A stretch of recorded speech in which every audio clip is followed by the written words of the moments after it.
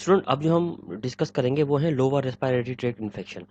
इससे पहले हमने upper respiratory tract infection discuss कर ली है, जिसमें ओटाइटिस था और साइनसाइटिस था। अब lower respiratory tract infection discuss करेंगे। और लोअर रेस्पिरेटरी ट्रैक्ट जितने भी इन्फेक्शन होते हैं उनमें सबसे इंपॉर्टेंट जो इन्फेक्शन है वो है निमोनिया का। निमोनिया हमारा लोअर रेस्पिरेटरी ट्रैक्ट इन्फेक्शन है। ये लोअर रेस्पिरेटरी ट्रैक्ट का एक इन्फेक्शन है, रेस्पिरेटरी ट्रैक्ट का इन्फेक्शन है। अच्छा, इसमें होता क्या है, इस इन्फेक्शन में इन्फ्लामेशन हो जाती है, इन्फ्लामेशन। और इस इन्फ्लामेशन की वजह से जो हमारी एयर सैक्स है उस एयर सैक्स में फ्लूइड भर जाता है, फ्लूइड भर जाएगा एयर सैक्स में, फ्लूइड फिल एयर सैक्स बन जाती है हमारे अंदर ये चीज। अब ये देख सकते हैं कि आप यहाँ पर डायग्राम में आपको ये एयर सैक्स दिखाई दे रही है, कुछ ये जो एयर सैक्स हैं, और इसमें आपको अंदर ये कुछ फ्लूइड सा भरा हुआ दिखाई दे रहा है। मतलब ये अंदर सारा ये फ्लूइड भरा हुआ है, इसके ये फ्लूइड भरा हुआ दिखाई दे रहा है। ये फ्लूइड जो है वो इन्फ्लामेशन की वजह से भर जाता है, तो इसको ये कहते हैं। अब ये जो इन्फ्लामेशन की वजह से जो फ्लूइड भर गया है, ये फ्लूइड असल में इन्फ्लामेशन होती है बैक्टीरिया की वजह से,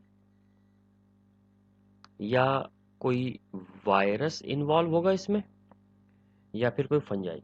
तो ये जो इन्फ्लामेशन है ये बैक्टीरियल, वायरल या फंगल ओरिजिन की इन्फ्लामेशन होती है, जिसकी वजह से ये प्रॉब्लम होना शुरू हो जाती है और हमारे एयर सैक्स में फ्लूइड भरना शुरू हो जाता है।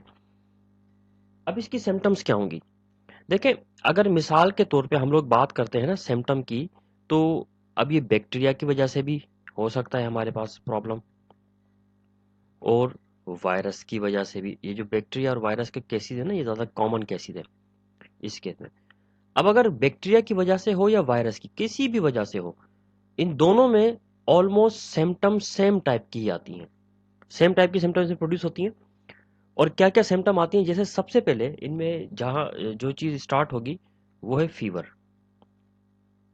फीवर होगा, फीवर के बाद पेशेंट जो है वो हेड एक फील करेगा, सर में दर्द जो है ना उसको शुरू हो जाएंगे।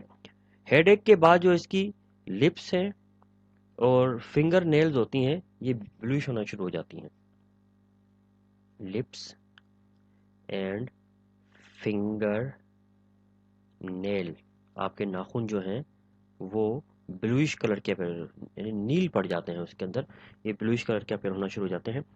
और इसके अलावा इसमें चेस्ट पेन स्टार्ट हो जाता है और कफ हो जाती है स्टार्ट।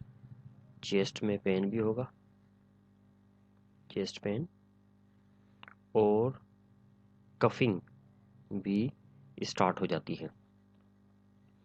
फिर जैसे जैसे ये डिजीज बढ़ती जाती है, इस कफ में येलोइश ग्रीन कलर का म्यूकस भी सीखे यानी बलगम आना शुरू कर देता है। येलोइश ग्रीन टाइप का म्यूकस भी सीक्रेट होता है इस कफ में, तो मतलब ये बलगम भी आना शुरू कर देता है। और फिर जैसे जैसे इन्फेक्शन फर्दर ये इंक्रीज करता है, अब सांस लेने में भी थोड़ी प्रॉब्लम होना शुरू हो जाती है और रैपिड ब्रीदिंग का प्रोसेस स्टार्ट हो जाएगा, यानी तेजी से सांस लेंगे, रैपिड ब्रीदिंग होगी, रैपिड ब्रीदिंग का प्रोसेस स्टार्ट हो जाता है। और इसके साथ साथ शॉर्टनेस ऑफ ब्रीदिंग, यानी छोटे छोटे सांस लेना शुरू कर देता है पेशेंट। तकलीफ हो रही है, ज़्यादा एयर को इनहेल करने की कैपेसिटी लूज कर चुका है, और शॉर्टनेस ऑफ ब्रीदिंग का प्रोसेस इसमें स्टार्ट हो जाता है इसको। इसके साथ इसके पैरेलल में कुछ और सिम्टम भी आना शुरू हो जाती हैं, जैसा कि confused mental state, confuse mental state होगी, ठीक है। और इसके साथ साथ लॉस ऑफ एपेटाइट भी हो जाता है, लॉस ऑफ एपेटाइट, भूख बिल्कुल बंद हो जाती है, ठीक है। और हैवी स्वेटिंग, ये भी प्रॉब्लम इसको स्टार्ट हो जाएगा, हैवी स्वेटिंग का प्रोसेस स्टार्ट हो जाता है। अभी सारी की सारी प्रॉब्लम्स जो है ना वो होना शुरू हो जाती हैं। इन तमाम प्रॉब्लम्स की वजह से डेफिनेटली जो पेशेंट जो होता है वो काफ़ी डल कंडीशन में रहता है, लेकिन इन तमाम कंडीशंस में कहा जाता है कि जब ये कंडीशन ज़्यादा सीवियर होना शुरू कर दें, मिसाल के तौर पर एक ये वाली कंडीशन, ठीक है? और एक चेस्ट पेन, ठीक है? अगर चेस्ट पेन ये वाला ये ज़्यादा होना शुरू कर दे, तो यानी लिप्स और फिंगर नेल ब्लूइश हो जाएँ और चेस्ट पेन, तो ये बहुत ही ज़्यादा सीरियस किस्म की कंडीशन होती है। फौरी तौर पे जो है ना इसका मामला डॉक्टर्स को रुजू करना चाहिए, वरना ये कोई सीरियस इश्यू हो सकता है। अच्छा, ये तो बैक्टीरिया और वायरल का जो केस था उसमें ये होता है, लेकिन अगर फंगल प्रॉब्लम हो जाए तो ऑलमोस्ट सेम ही टाइप की चीज़ें होती हैं, यानी इसमें कोई ज़्यादा डिफरेंसेस नहीं होते।